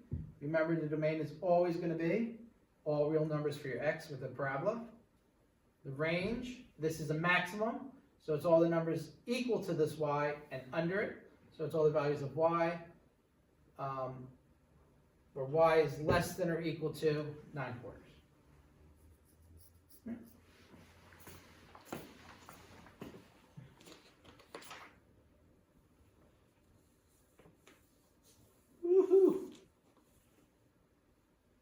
5 questions left. But each question has 2 parts. Ooh, 13's a big one. All right. Ready? Number 12, find the equation of the quadratic shown. So you're finding an equation from the intercepts. So first off, let's list the x-intercepts. What are the x-intercepts? They're in blue. They are indeed -1 and 5. Thank you, I heard you from home. So, that help us at all? What else do we got? Well, y equals a. What's our equation? X plus 5, x minus 1. All right? Now, what are we going to do next? We're going to use our y-intercept to solve our next piece. So how does that work? Well, we know that when we have a y-intercept of 2, that means that when x equals 0, y equals 2. So we can plug that into this equation to solve for a. 2 equals a times 0 plus 5, 0 minus 1. 2 equals a times 5 times -1. -5a equals 2, and a equals -2/5. Use the x-intercepts to create the base equation. Use the y-intercept to find out what a is. -2/5, x plus 5, x minus 1. Right? Well, wait, b. Find its vertex and axis of symmetry. So we got to find the axis of symmetry first. Axis of symmetry equals, add these two numbers together and divide by 2. So it'd be -5 plus 1, which is -4 divided by 2. Axis of symmetry is x equals -2. Find the vertex. Take that -2, plug it into this equation.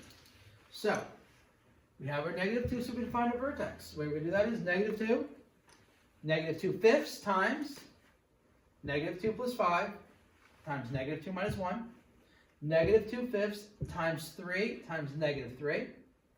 -2/5 times 9 is positive 18/5. So our vertice is -2, 18/5. Or -2, 3.6. Right?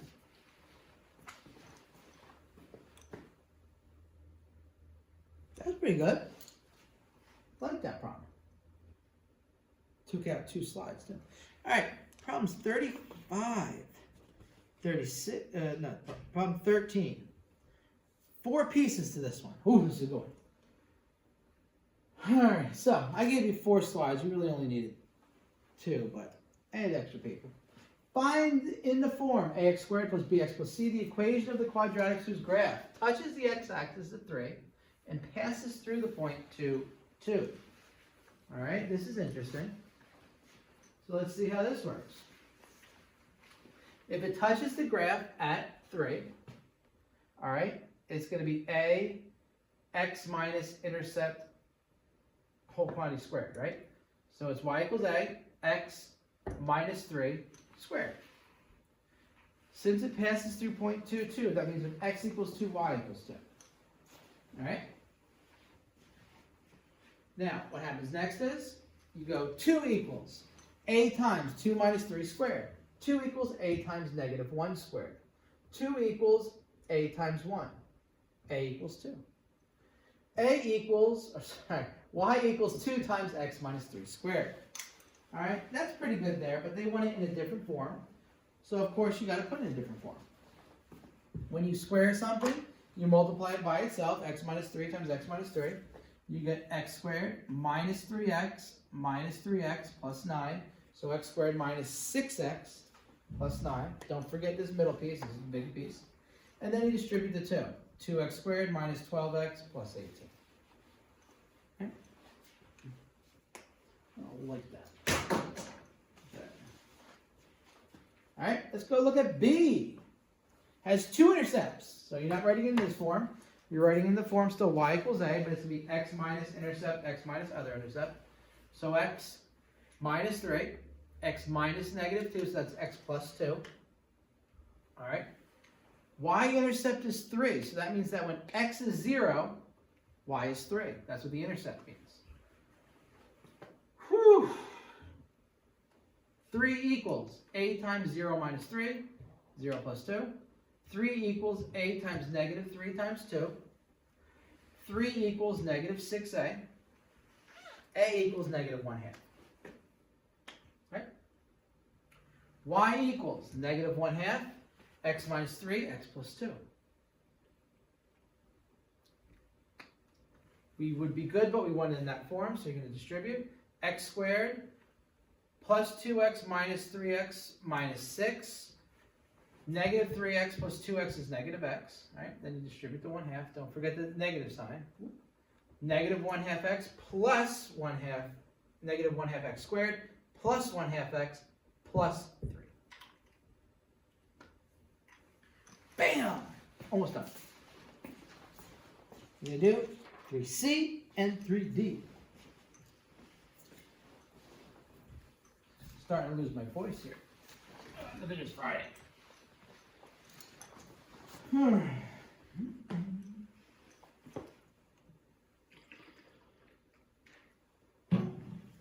B has x-intercepts at 3 and negative 2. Oh, we did that. C passes through these 3 points. All right, get your calculators ready.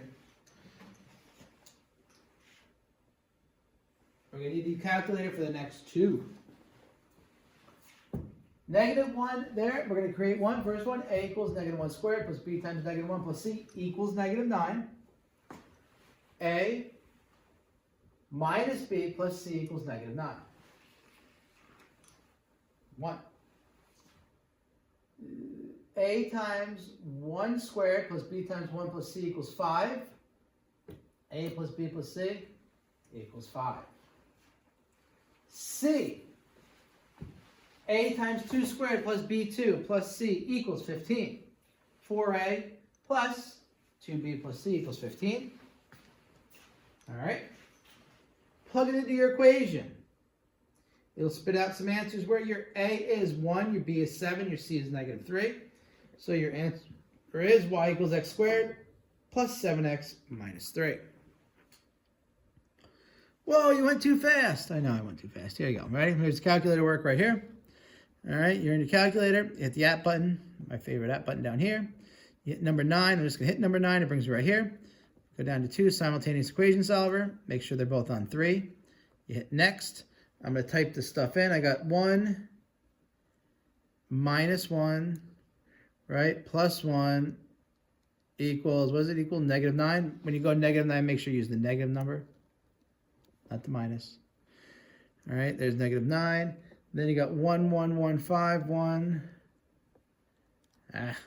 1, 1, 5. This is a lot harder than it looks. 4, 2, 1, 15. All right, you get to that point. Solve. 1, 7, negative 3. Good? Perfect. I'm just glad you remember to focus it every time now. All right, problem D. Has a vertex at 3, 15 and passes through 1 point. We only got 2 points here. But what can we do? We can find the other point. Right? Where's my marker? So what this means is I pass through the vertex and pass through another point.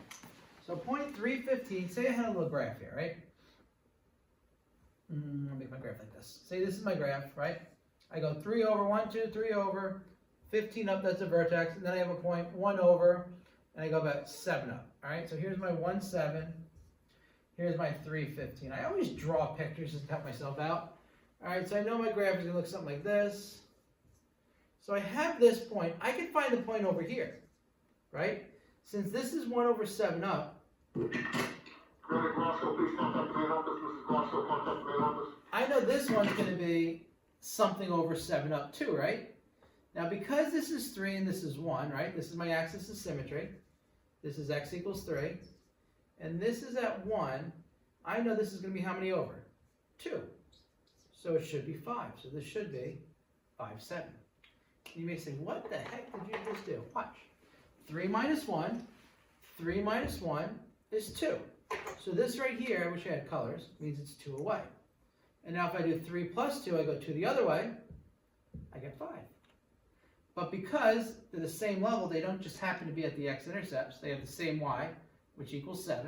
I don't need this piece of my red. All right? So my new point here is 0.57.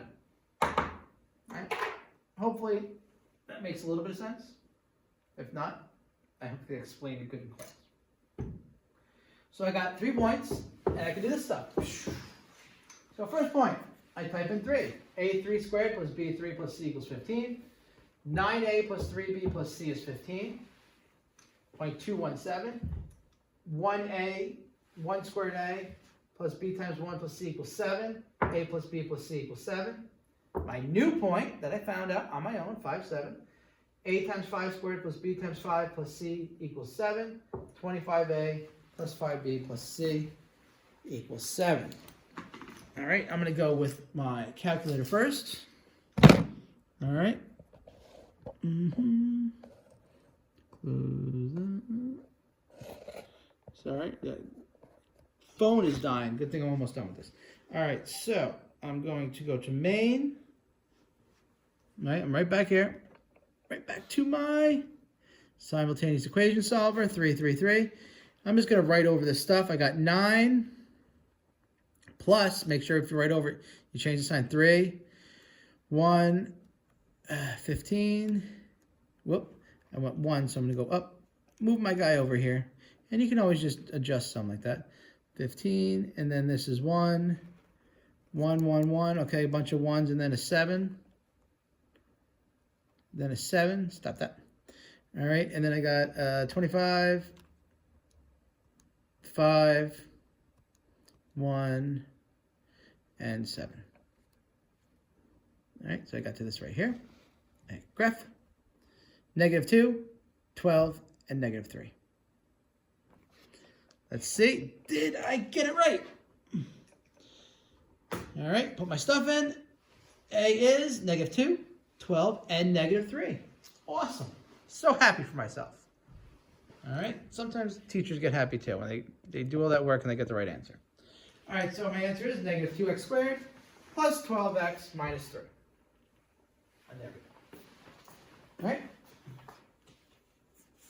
4 more problems. 16 is the only tough one. All right, problem 15. Oh, sorry, 14. I counted wrong. I missed 14. 14, 15, 16, 17. What did I say? 4 more problems? 4 more problems. All right. So try to find the equation of the quadratic function that passes through those points. This is straight up the thing we just did. All right. So get right into it. A times 2 squared plus B times 2 plus C equals 5. 4A plus 2B plus C equals 5. A times 6 squared plus B times 6 plus C equals -1. 36A plus 6B plus C equals -1. A2 squared plus B2 plus C equals -3.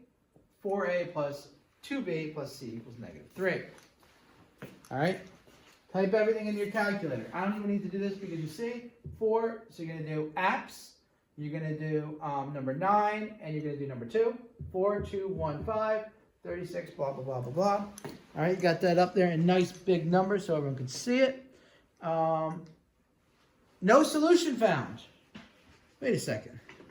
Now I'm going to have to do this on my own because I don't believe that. So what you do when you get no solution is you type everything in again. You go, okay, did I have something in here? Like, did I maybe have like a negative that I put for a positive?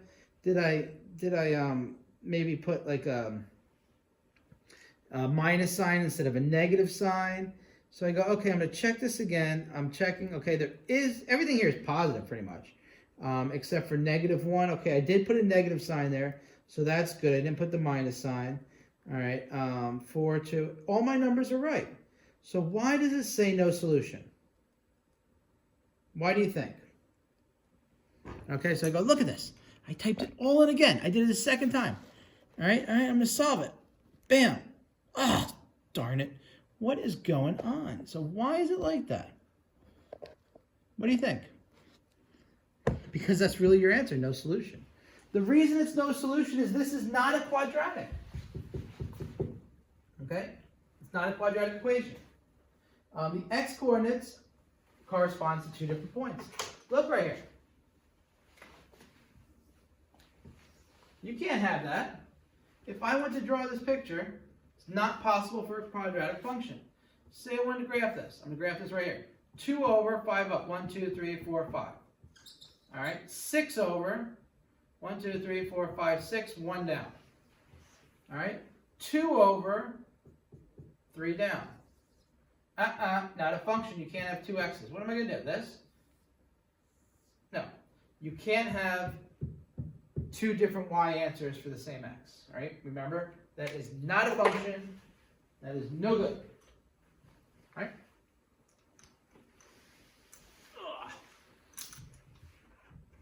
So we're going to go to number 15.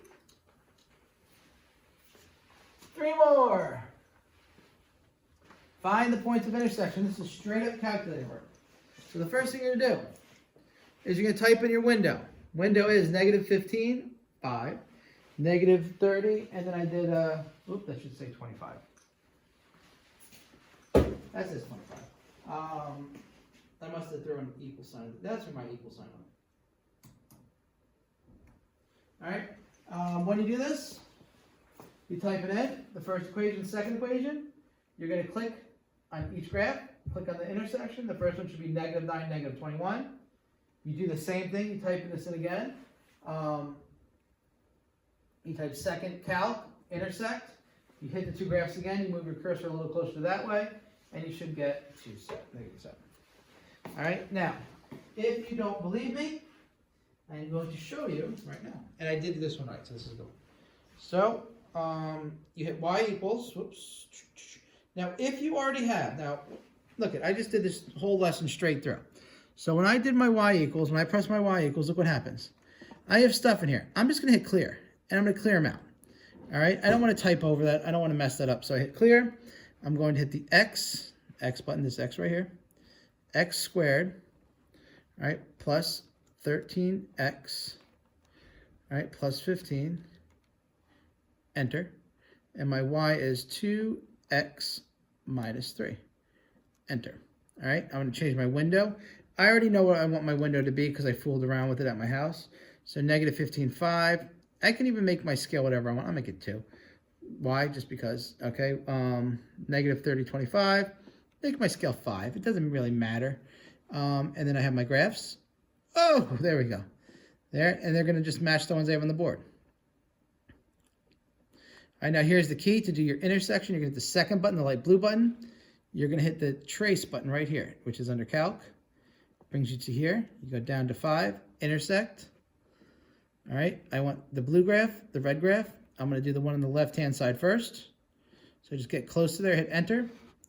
And then you can see at the bottom where it says intersection, it intersects at 0.9, -21.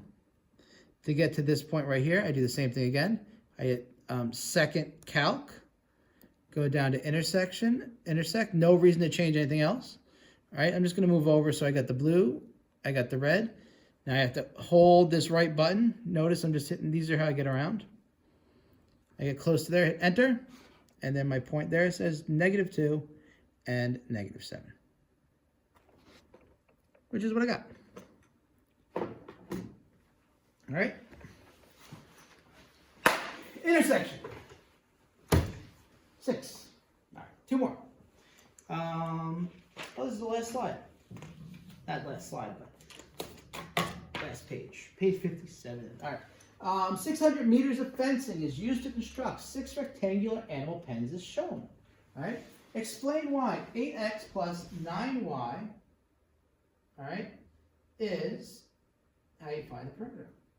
Now the first thing is, write some things down. What you need to know is what? What do you notice?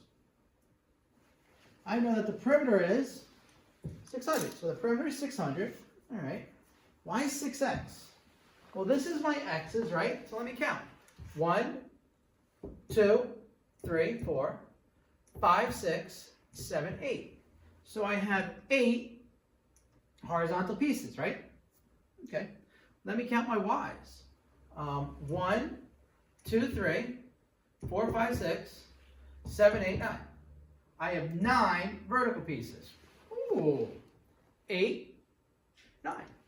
So therefore, 8x plus 9y equals 600. That was an easy one. B, show that the area of each pen is given by area equals negative 8 over 9x squared plus 200 over 3 x meters squared.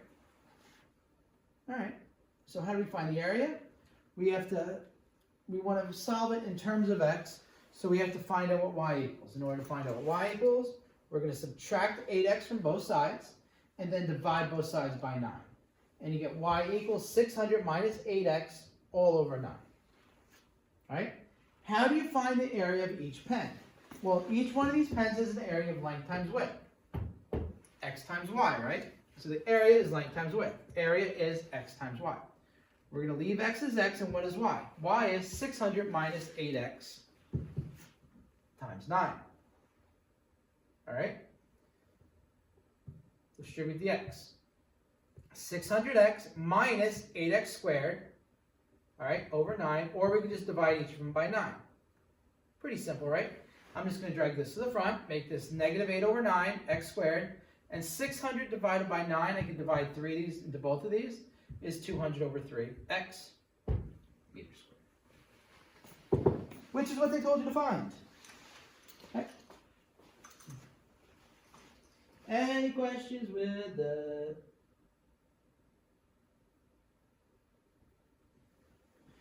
All right. Not done. Find the dimensions of each pen so that it has a maximum possible area. So we know this is the area formula. So how do we find the dimensions to have the maximum area? So we're going to use an actual quadratic here. So first thing we have to find is the what? Quadratic function where a is negative 8 over 9 and b is 200 over 3, right?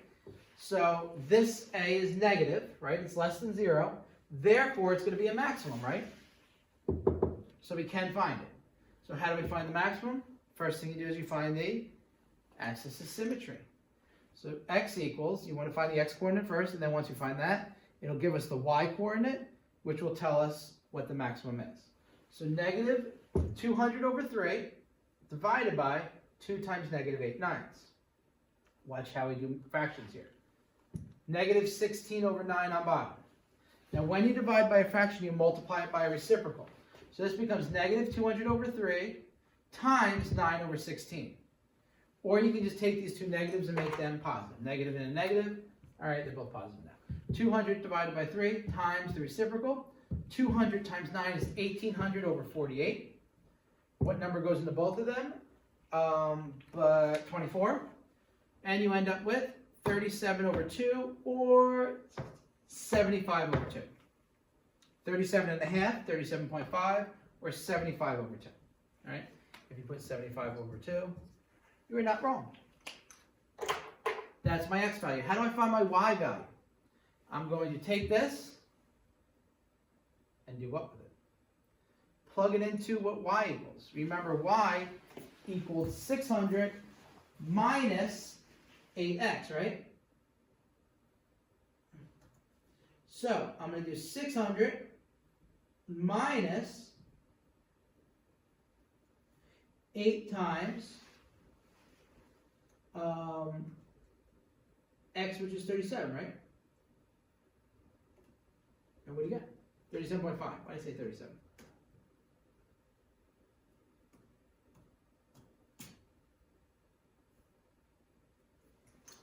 You get 300. This actually equals 300. 6 minus 300 is 300 over 9. And you get 33 1/3. So when the x value is 37 1/2, the y value is 33 1/3. So the dimensions are 37 1/2 times 33 1/3. Right? State the area. Well, to find the area, multiply these two numbers together. Area max equals x times y.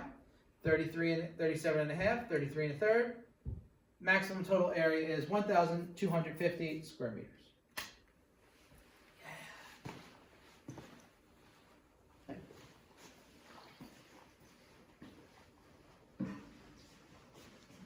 right, last question. Problem number 17.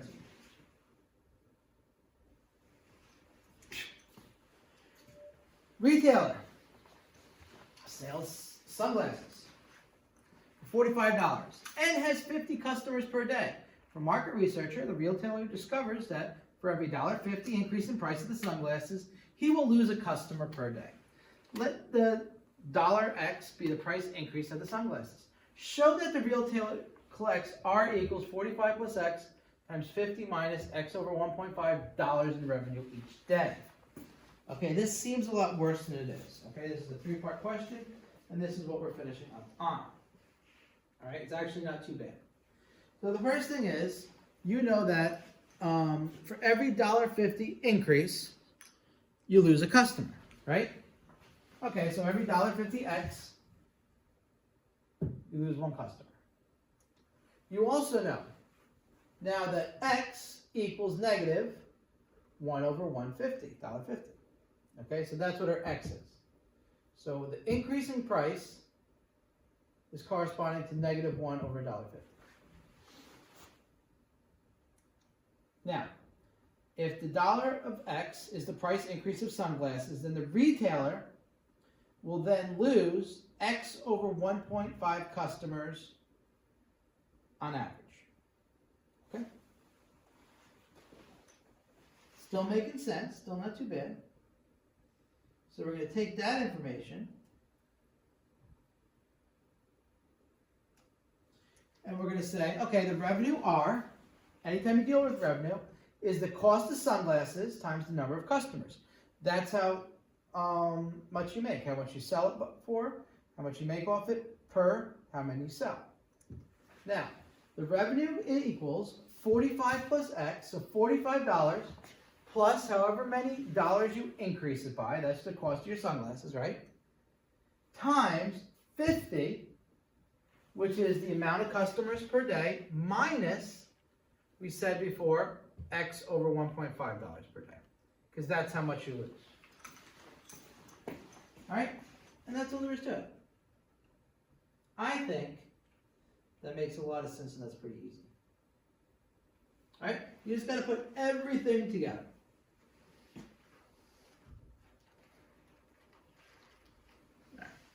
And it all comes from that X equals negative 1 over $1.50. Write the revenue function in this form. So to write it in this form, all you're going to do is you're going to distribute. So, first off, 2,250. 45 divided by 1.5 is negative 30. X plus 50x minus 2/3 x squared. Now, where did I get the 2/3 from? X squared over 1.5, which is what you get when you multiply these two. You can just multiply this by 2 over 2 and make it 2/3, because you really don't want fractions that have decimals in them. All right? So this times this is this. All right? It's actually this. You're going to combine negative 30 plus 50. So negative 2/3 x squared plus 20x plus 2,200. All right? We're almost there. Last question is number 17C. Boom, we're going to use that information. Find the price the retailer should set the sunglasses out in order to maximize his daily revenue. All right? So first off, what is A? A is negative 2/3. B is 20. Okay, that's number one. Number two, A is a negative number. It's less than 0. Therefore, it's up like this. A is the maximum. Awesome. You can figure it out using our rules. What are the rules we're going to use? We're going to find our axis of symmetry. Use the axis of symmetry to find the y value, which is your maximum. So negative b over 2a, negative 20 over 2 times negative 2/3. Negative 20 over negative 4/3. Negative 20 times 3/4, because you multiply by the reciprocal. Negative and a negative is a positive. So positive 60 divided by 4. 60 divided by 4 is 15. All right? So that means that you can raise your thing $15. If you raised your glasses price $15, you're going to make the most money that day. So let's see how much money you actually make. And you're going to do that with that's where the maximum revenue occurs. We take our 15 right here, and we plug it into the original equation to see how much money we make. So R of 15 equals negative 2/3, 15 squared, plus 20 times 15 plus 2250. Negative 2/3 times 225 is negative 150, plus 300 plus 2250. Revenue equals negative 24. Positive 2,400. Whoa, we don't want negative revenue. You lose a lot of money. So you make it 2,400 units of bucks. All right, so the maximum daily revenue is $2,400. Okay, when the sunglasses are sold for $45 plus $15 is $60 each. All right. Now, that right there is going to conclude the lesson for today. That concludes chapter 6, which is quadratic functions. Hopefully you guys learned a lot. You learned how to use a calculator to solve these things, and that you will take some of this into the future. Okay, that's the important part. All right, so until we start our next lesson, chapter 7, which will be just as fun, I will see you guys, and good luck on your test.